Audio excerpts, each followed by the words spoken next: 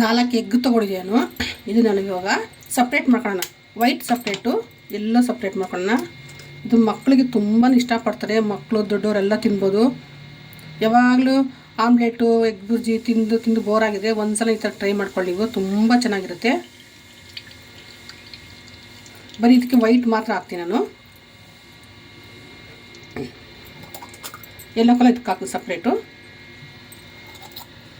ಒಂದು 4 ಎಗ್ ತೊಗೊಂಡ್ರೆ ನಾವು ಒಂದು 3 ಜನ ತಿನ್ಬೋದು. ನೋಡಿ ಈ ಥರ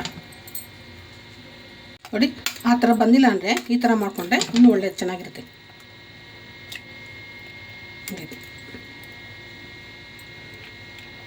ತುಂಬ ಸಿಂಪಲ್ ಇದು.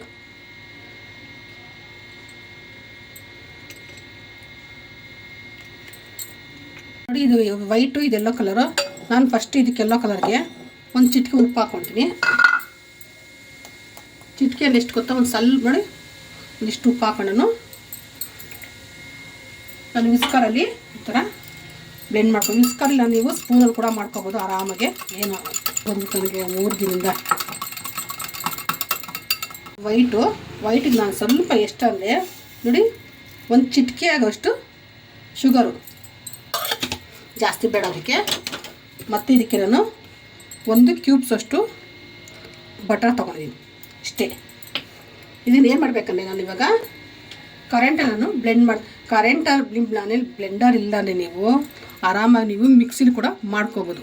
ಯಾಕೆಂದರೆ ನಾನು ಹೇಳ್ತಾ ಇದ್ದೀನಿ ನಿಮಗೆ.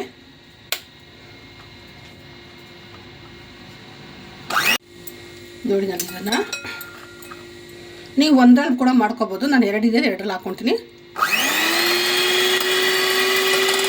ಏನು ಚಹಾ ಕೊಡಲಿದ್ದು ಒಂದು 2 ನಿಮಿಷ ಮಾಡಿದ್ರೆ ಸಾಕಿದು. ನೋಡಿ ಇದಿಷ್ಟು ಆಗಿ ಸಾಕು. ಇದಕ್ಕೆ ನಾವೀಗ ನೋಡಿ ಇದು ರೆಡಿ ಆಯ್ತಿದ್ದು. ನೋಡಿ ಒಂದು ಪ್ಯಾನ್ ಇಟ್ಟಿದ್ದೀನಿ. ಇದೊಂದು ಸ್ವಲ್ಪನೇ, ಜಾಸ್ತಿ ಬೇಡ, ಎಲ್ಲ ಅದನ್ನು ಹಾಕ್ತೀನಿ.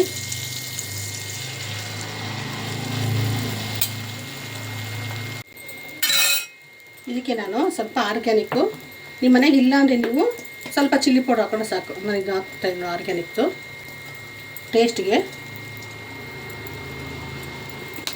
ಈ ಜ್ವರ ಬಂದವ್ರಿಗೆ, ಈ ನೆಗಡಿದವ್ರು ಈ ಥರ ಮಾಡಿಕೊಟ್ರೆ ತುಂಬ ಚೆನ್ನಾಗಿರುತ್ತೆ. ಒಂದು ಚಿಲ್ಲಿ ಪ್ಲೇಸ್ ಹಾಕ್ತಾಯಿದ್ದೀನಿ ಸ್ವಲ್ಪ. ಇದನ್ನು ಹಾಕ್ತೀನಿ ನೋಡಿ. ಇದು ಸ್ವಲ್ಪ ಸುತ್ತಲಿದಾಗಲಿ ಎಷ್ಟು ಚೆನ್ನಾಗಿ ಬಂದಿದೆ ನೋಡಿ, ಈ ಥರ ಫ್ಲಮ್ ಕೇಕ್ ಥರ. ನಾವಿವಾಗ ಇದನ್ನು ಸ್ವಲ್ಪ ಈ ಥರ ನೋಡಿ, ಯಾವ ಥರ ಅಂದರೆ ಈ ಥರ ಎಷ್ಟು ಚೆನ್ನಾಗಿ ನೋಡಿ ನೋಡಿದ್ರಲ್ಲ. ಇದನ್ನ ಇವಾಗ ನಾವು ಒಂಥರ ನಿಮ್ಮ ಮಕ್ಳಿಗೆ ಈ ಥರ ಮಾಡಿಕೊಡಿ, ಎಷ್ಟು ಚೆನ್ನಾಗಿದೆ ಅಂತಂದರೆ ನೋಡಿ. ಒಂಥರ ಬಾಯಿಲಿಕ್ಕೂ ನನಗೆ ಕರ್ಗೋ. ಇದು ಆಮ್ಲೆಟ್ ಅಂತ ಯಾರು ಹೇಳಲ್ಲ, ಇದು ತುಂಬ ಚೆನ್ನಾಗೈತೆ. ಬ್ಲೆಂಡರ್ಲಿ ಅಂದರೆ ನೀವು ಮಿಕ್ಸರಲ್ಲಿ ಕೂಡ ಮಾಡ್ಕೊಬೋದು ಆರಾಮಾಗೆ. ಎಷ್ಟು ಚೆನ್ನಾಗಿದೆ ನೋಡಿ. ಬನ್ನಿ ಹೇಗೆ ಮಾಡ್ದೆ ಅಂತ ನೋಡೋಣ. ಚೆನ್ನಾಗಿದೆ, ಕಮೆಂಟ್ಸ್ ಹಾಕಿ. Okay bye. ತುಂಬ ಸಿಂಪಲ್ ಅಡುಗೆ ಇದು.